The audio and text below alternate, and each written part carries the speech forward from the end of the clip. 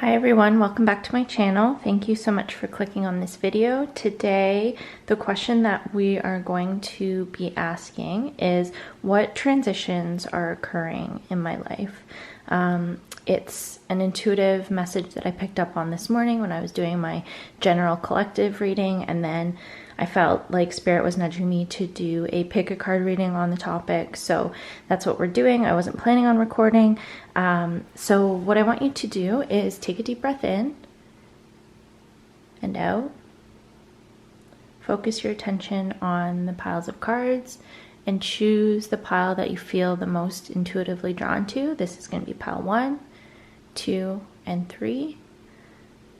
And let's get started. For those of you that felt drawn to pile number 1, this is your reading. So we have a lot of very emotional as well as fiery and passionate energy here. So I feel like the transitions and transformations that you're going through right now, it feels very emotional. It feels very heart chakra, as well as like solar plexus and sacral chakra. So kind of those 3 chakras in a row is what I'm really feeling is being highlighted for you. There's a need to get really vulnerable with yourself about like what's important to you, what you're passionate about, what you really care about, because I feel like you're entering a period of time, a phase in your life where these things are going to be really important, and you're going to be able to make a big impact just based on the things that you're passionate about and that you care about and that you love. And I feel as though there's a fear of, it's almost as though you are such a loving and passionate person that you fear it, is something that I'm feeling from you. Is it's like you don't even trust the power of your love and your passion, because you just feel like it's so strong that you don't know how to harness it. And so what I feel like is coming through for you is just getting really vulnerable with yourself and kind of owning that and acknowledging that of like, yeah, I have really strong emotions that run through me. I'm a really passionate person, and that's not a bad thing. Maybe you've been told that it's a bad thing. Maybe you've been told like you run really hot, or like you are very fiery or temperamental or overly emotional, something like that. You might be, I'm feeling like Cancer, Scorpio, Pisces, or Aries energy. You're just there's a lot of emotions running through you, a lot of energy, and there's a need to kind of learn how to harness it and not be afraid of it any longer, not run away from it. Yeah, there's a need to use it. It's like, it feels like Spirit is channeling this energy through you, and there's a need for you to learn how to harness it and use it because it's very powerful. You just kind of have to learn how to master it and use it for good. I'm gonna shuffle some cards and get some more information. What transitions? Yeah, we have Princess of Summer. It says a new relationship or emotional experience. Yeah, a lot of emotional energy here. And it feels like you're kind of getting like an emotional upgrade or emotional up-leveling. It's like you're going from being immature with your emotions to like being very mature about them, really understanding them, really understanding the way that they work, the way that you can make it work for you. There's definitely a fear here. There's a fear of your emotions. And I feel, it just feels like you maybe intuitively know how powerful your emotions are. I don't know if you've had some sort of experience where you felt some really strong emotions and then you've manifested something and it like scared you. But there's a need to harness it and learn how to use your emotions to manifest the things that you want and not the things that you're afraid of. So I think it would be really beneficial for you to, for example, let's say you want to manifest a relationship. there's a need for you to kind of like get into a meditative space and visualize the things that you might be doing, or feeling into the things that you might be feeling if you were in that relationship. And you can use those emotions to manifest the things that you want, instead of manifesting from fear, or instead of being afraid of what you might manifest with your powerful emotions. We have the Six of Spring card here, which is all about success. It's the Six of Wands. And so there is victory in harnessing and mastering your emotions. That's kind of the transition that you're going through. So you're really being encouraged to dive deep into your emotions, to get very naked and vulnerable with yourself, and allow those emotions to bubble up to the surface and kind of process them, release them, whatever you need to do. I do a lot of work on this, helping clients to transmute emotions. So if that's something that you feel called to, feel free to reach out to me about that. But if that's something that you feel that you can do on your own, that's something that you're really being encouraged to do, is just learn how to transmute your emotions, to channel them in a productive way where you can manifest the things that are really important to you, the things that you're passionate about, the things that will bring you emotional harmony. Yeah, I think that's it. So I hope that this reading resonates and was helpful, and I will see you in the next one. For those of you that felt drawn to pile number 2, this is your reading. I feel for this group, you are doing some very intense clearing. It feels like ancestral karma clearing. There's something about, there's a message here about, maybe you're having past life dreams, or there's just an energy of clearing a lot of junk from your ancestral lineage, your DNA, clearing a lot of karma, just a lot of like cleansing energy. And with the ever unfolding rose, it says cracked open. It's happening for you, not to you. So, and then we have the Hermit card here. And so I feel like you're really stepping into this spiritual leadership where you're taking leadership of your ancestral line, kind of what I'm feeling. So it's like the,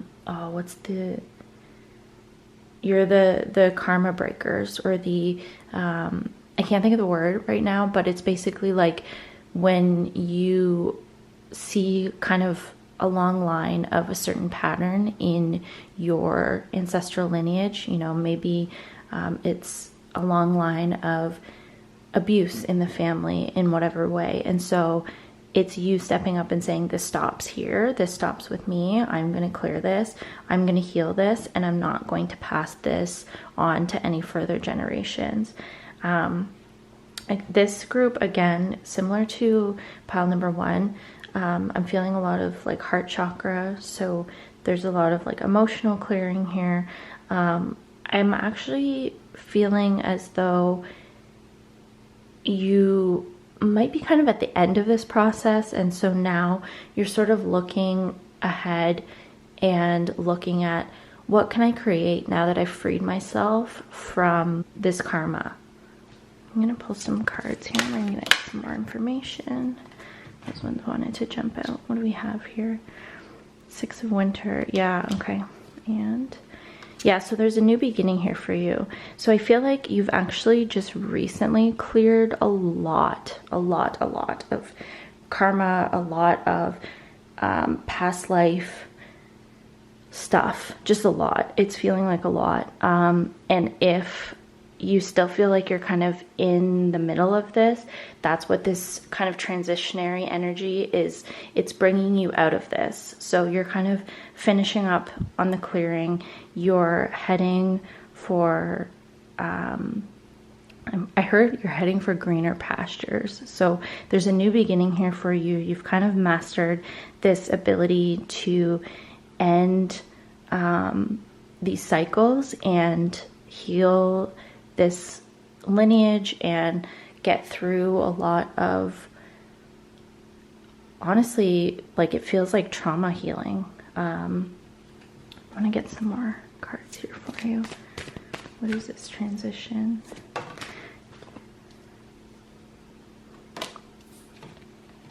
Okay, so we have the Queen of Swords. So what I feel like kind of the next step for you, or what you're being encouraged to do, is now that you've cleared a lot and done a lot of work, I feel as though there's an aspect of you that either feels guilty or bad for all the clearing and healing that you've done, because it feels like you don't energetically resonate with your family anymore. I think that a lot of your family members may be in these cycles and continuing to perpetuate these cycles, and now that you've healed that, you kind of realize that you don't energetically resonate with them anymore. And so there's this need to kind of create really strong, firm boundaries in order to continue on your healing journey, and in order to continue to manifest in a way that doesn't perpetuate these cycles. And I think that that's kind of the most difficult thing that you're dealing with, is knowing that you have to leave some people behind in order to continue on the path forward, or at least you need to create firm boundaries. So those boundaries, that'll be up to you and what you feel kind of in your gut feels right. If that means cutting someone off completely in order to continue to foster your own healing, then that's something that you will have to do. And just be very solid and firm in that, and know that it's important to put your highest and greatest good ahead of what someone else might want, because it looks like you've done a lot of work, a lot of clearing, and I don't think there's any chance, like no one can take that away from you. There's no chance that you're ever going to go back. I mean, you might have these slip ups. Healing is a constant process, but it feels like you're very much kind of done with that. You've done a lot of clearing. You're moving on. You're moving forward. Things are getting much better. And it's just going to be really important for your own peace and joy and happiness to create solid, strong, firm boundaries from those that refuse to do the healing work. So that's kind of the transition that you're making right now, is you're transitioning from doing a lot of the healing work to, okay, what does that mean now for my life? Now that I've done all this healing and clearing, how does my life look now? And what do my relationships with other people look like now? So I hope that this reading resonates and was helpful, and I will see you in the next one. For those of you that felt drawn to pile number 3, this is your reading. So this is probably my pile that's going to resonate with the feeling of transition the most, because we have the number 5 here twice. We have the number 14, 4 and 1 is 5. We also have the number 5 here on this card, and we have the Tower card here. So there's a lot of change and transformation happening for you in your life. We also have the New Moon card, which says promise, and the Prince of Wands, or sorry, the Prince of Spring, and it says a challenge you can successfully manage. And so I feel the biggest message for you is knowing that you are strong enough and capable enough to kind of go through these transitions. I feel like you need a kind of boost of encouragement of like, this is all for the best, and I know that this energy can be difficult, but there's really a need for you to keep moving forward, keep pushing forward, because this is a really promising card. And so I feel like it's important for you to know that there is light at the end of the tunnel, that while you are going through a lot of transitions and changes, I feel like I need to tell you that you're not going to be given anything that you can't handle, and that there's also not really any need to rush through this transition.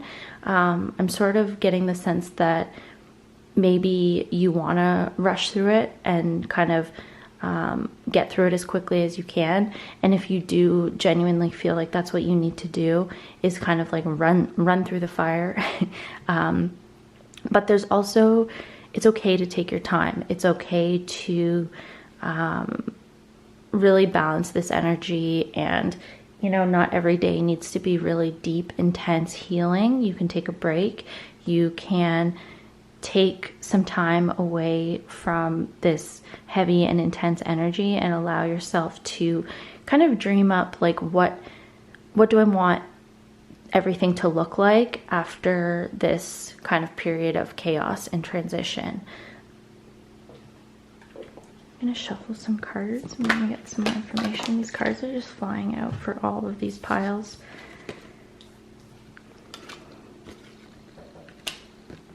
Yeah, okay. I feel as though you're going through some sort of ego death. And again, this can be very, very intense energy. What I want to say to you is it's okay. It's okay. It's all for the best. And it might feel as though everything is crumbling and everything is falling apart.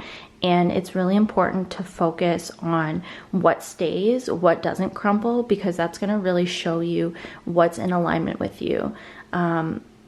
If something is falling apart or leaving your life or just not working out in the way that you thought it would or should, it's really important to not focus on what was lost. I mean, of course, there will be a need to, grieve and experience the emotions that you have, but it's really important not to dwell on that and to really focus on, okay, now that this has left my life, I know that it wasn't resonating with me. I know that it wasn't in my highest and greatest good.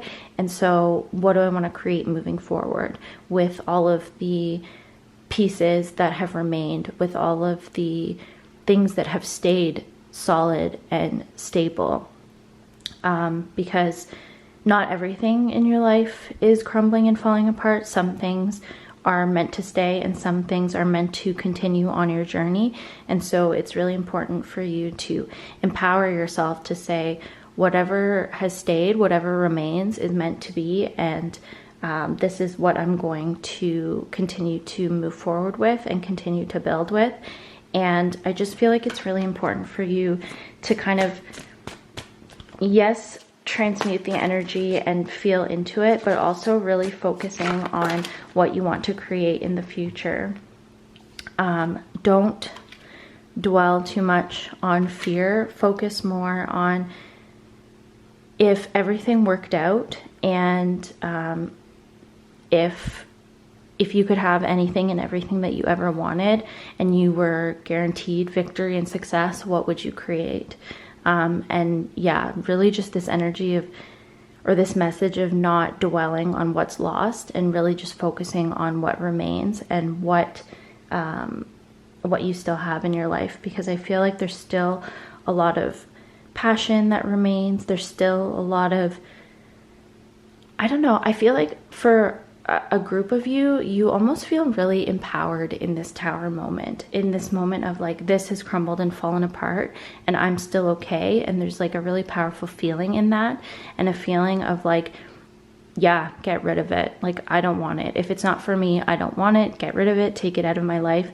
And that feels really empowering. And so I think it's important to kind of keep that energy of like, whatever's not for me, I don't want it anyways. Go ahead, spirit, take it out of my life.